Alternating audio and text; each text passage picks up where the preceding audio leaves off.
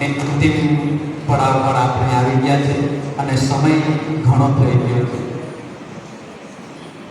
આજના આ કાર્યક્રમને એક્સ્ટ્રીમ ફિટનેસના કરતા થતા કેતન બન્યા, જેમણે આપણને એક શાંતિપ્રેમીનો અનુભવ કીધો. એના પરથી હું એક થોડી 2-4 લાઈનો કહીશ. માણસ જ્યારે સંઘર્ષમાં હોય છે ને ત્યારે એને પોતાનો પરિચય આપવાનો, અને જ્યારે માણસ ઉપલબ્ધિ પ્રાપ્ત કરે ત્યારે માણસની જે ઓળખ છે એ બીજા આપે, અને જ્યારે માણસ પ્રસિદ્ધ થઈ જાય છે ત્યારે એને ઓળખની જરૂર નહીં તેવી રીતે એને બધા, અને એનું સાક્ષાત ઉદાહરણ સમક્ષ છે કેતનભાઈ કોટિયા, જેમને આખું પોરબંદર સારી રીતે જાણે છે. જ્યારે એક્સ્ટ્રીમ ફિટનેસનું નામ કેતન કોટિયા નામ આપણી સામે સમક્ષ ઉપસ્થિત થઈ જાય એવા કેતન કોટિયાનો આભાર હું વ્યાયામ ખેલકૂદ ધારા અને NSS વતી સહૃદયપૂર્વક માનું છું.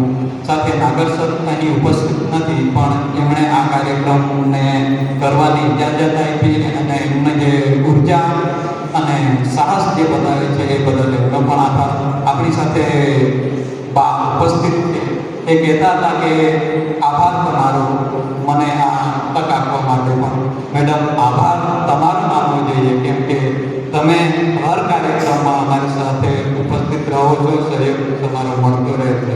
એટલે બાકી હું બીજી વાત કરું તો આ 15 દિવસની ટ્રેનિંગમાં કદાચ તમારું હિન્દી દિન પખવાડે આપતું હતું, અને NSSના કામથી મારે અમદાવાદ કે બીજે બહાર જવાનું થયું, એટલે વધારે ખાસ હું ધ્યાન નથી આપી શક્યો, અને કેટલાક સમય કેટલી મેડમ પણ ગેરહાજર રહી.